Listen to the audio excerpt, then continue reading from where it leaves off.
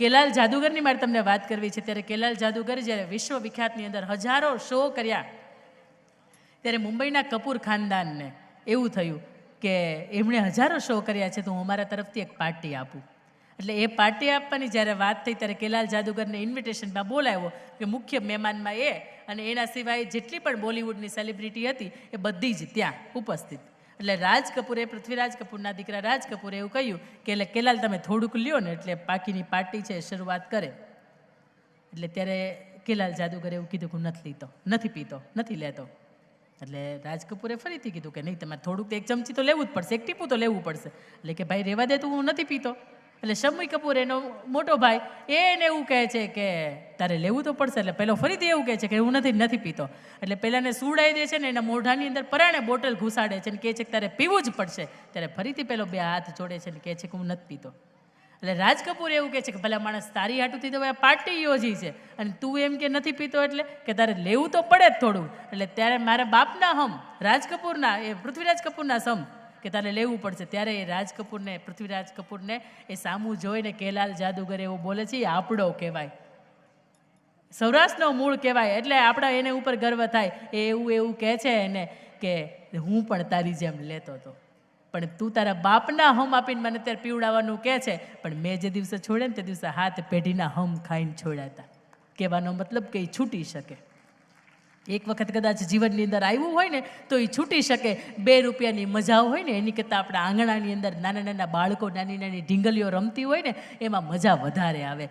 સાંજે ઘરે થાક્યા પાક્યા જાય ને પત્ની 1 કે 2 ગ્લાસ કંઈક ઠંડા જ્યુસના ભરીને આવે કે ઠંડુ પાણી ભરીને આવે ને એમાં મજા વધારે આવે. અને સાંજે વહેલા મોડા ઘરે જઈને મા બાપ આપણા જાગતા હોય ને એમ પૂછે કે બેટા તું આવી ગયો, ગમે એટલા ઉંમરના થઈ ગયા હોય તેમ છતાં આપણા માટે જાગતા હોય ને તો મજા એમાં આવે.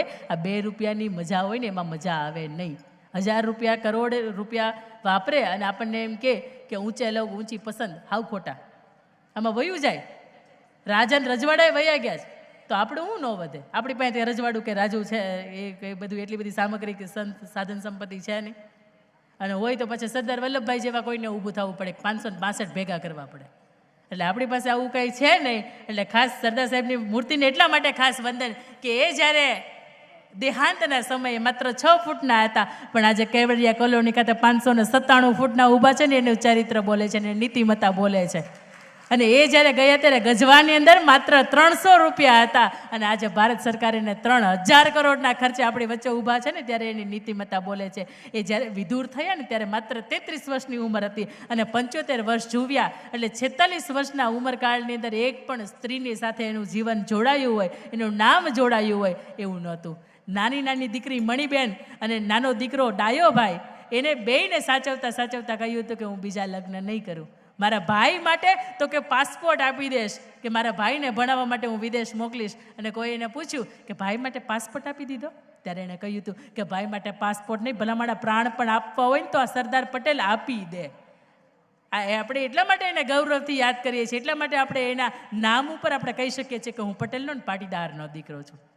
અને સૌથી છેલ્લી મારે બહેનો દીકરીઓ માટેની વાત કરવી છે. ત્યારે એક સ્ત્રી તરીકે કેવી હોય, સ્ત્રીની ઓળખ, સ્ત્રી શું કરી શકે? તમે એક ચિત્ર જોયું હશે કે એક સ્ત્રી ઊભી હોય અને 2 હાથ આવી રીતના હોય અને પાછળ એના હજારો હાથ હોય. એક હાથની અંદર કદાચ એને લેપટોપ પકડ્યું હશે, એક હાથે ઇન્જેક્શન હશે, એક હાથે ચમચો કે તવો પકડ્યો હશે અને એક હાથે બાળકની આંગળી ઝાલીને પણ એ ઊભી હોય. આવું શક્તિ સ્વરૂપા છે. એ માત્ર સ્ત્રીને સન્માન મળ્યું છે. ત્યારે સ્ત્રી એવું કહે છે કે હું કુખમાં રહું છું અને કુખમાં રાખી શકું છું. ભલે નથી ભગવાન તો પણ હું જન્મ આપી શકું છું. છે મારામાં તાકાત કે આ દેશને હું વીર આપી શકું છું. ભલે રહું હું અભણ પણ મારા સંતાનોને હું જિંદગીના પાઠ શીખવી શકું છું. જરા અમથું સ્મિત મળે તો હું 16 કળાએ ખીલી શકું છું. ભલે ના વાપરું મોંઘા હું પ્રસાદનો, તેમ છતાંય હું સુંદર લાગી શકું છું.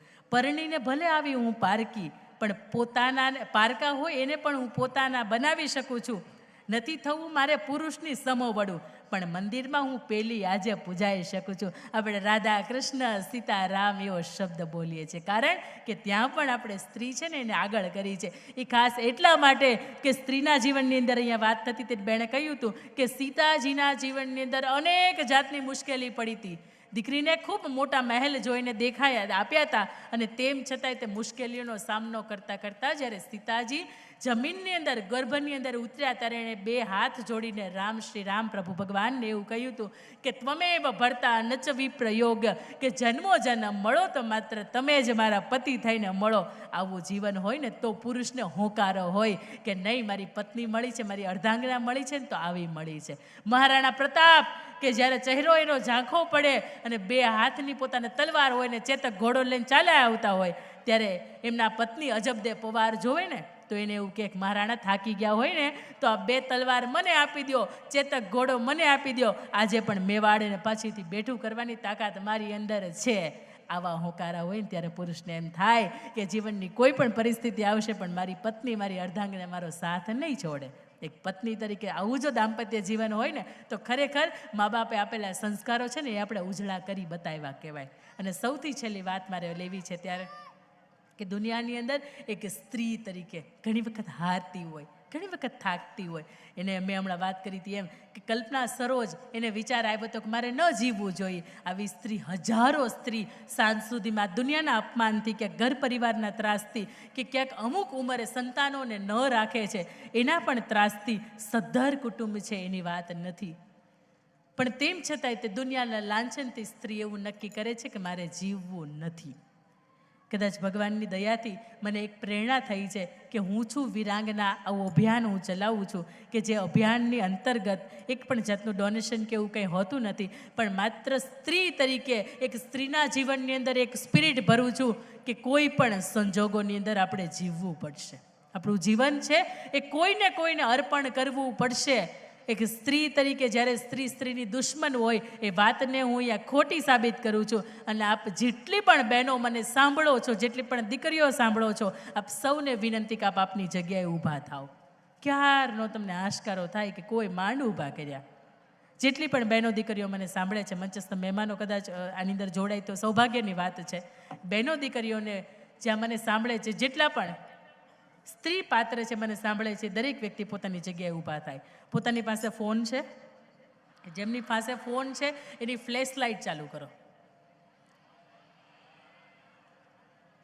એની મજાની આપણે ફ્લેશ લાઇટ ચાલુ કરીએ. ચાલો. નહીં, ભાઈઓને નહીં. તમે સક્ષમ છો ને, આ શક્તિઓની અંદર બળ તો તમે પૂરો છો, પણ ક્યાંક તોય અમારી શક્તિઓ હારે છે કે અમારે જીવવું નથી. આવો વિચાર આવે છે. જેટલા બહેનોની પાસે મોબાઈલ છે એની ફ્લેશ લાઇટ ચાલુ કરો. જમણો હાથની અંદર ફોન ને જમણો હાથને ઉપર લઈ જાઓ.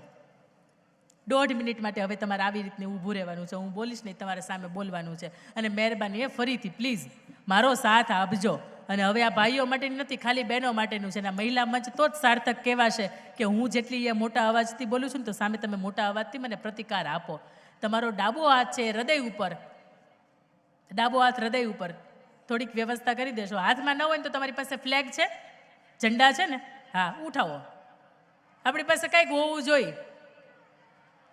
હા, ખાલો હાથ ઉકામીને રાખવો જોઈએ. વાહ, તમને અહીંથી નહીં દેખાય કે આ દ્રશ્ય કેવું લાગે છે, પણ અહીંથી મહાનુભાવોને અહીંયા મંચસ્થ મહેમાનોને ખબર છે કે આ દ્રશ્ય કેવું લાગે. સાક્ષાત એમ કહેવાય ને કે 16 કળાએ જગદંબા ધરતી ઉપર આપણા નોંધ લેવા માટે માં ખોડિયાર આવી હોય, માં ઉમિયા માતા આવ્યા હોય, એવું કંઈક દેખાતું હોય. ત્યારે મારે એક મજાનો સંકલ્પ અને એક સોગંદ લેવડાવવો છે તમારી પાસેથી. હું જે શબ્દ બોલું એ મોટા અવાજથી આખા ભુજને ખબર પડે એટલા મોટા અવાજથી આપે આપની જગ્યાએ બોલવાનો છે. ફરીથી આપની વ્યવસ્થાની અંદર ગોઠવાઈ જાઓ. આપણો ડાબો હાથ છે એ હૃદય ઉપર અને જમણો હાથ છે એ ફોન લઈને ઉપર અથવા તો તમારો ફ્લેગ લઈને ઉપર. હવે ભાઈઓ માત્ર સાંભળો, આત્મહત્યા એ અંતિમ ઓપ્શન નથી. હું શક્તિ સ્વરૂપા છું અને મારી શક્તિ સામે ત્રિલોક નમે છે. તો જગની કોઈ પરિસ્થિતિ એવી નથી કે જે મને નમાવી શકે. હું સાક્ષાત લક્ષ્મી સ્વરૂપા, દેશની આર્ય નારી, વિશ્વના પવિત્ર મંચ ઉપરથી આ શિક્ષણ ધામના આંગણે મારા હૃદયમાં બિરાજમાન ભગવાનની સાક્ષીએ હું સોગંદ અને સંકલ્પ લઉં છું કે મારી સામે દુનિયાની કોઈ પણ વિકટ પરિસ્થિતિ આવશે, હું હારીશ નહીં.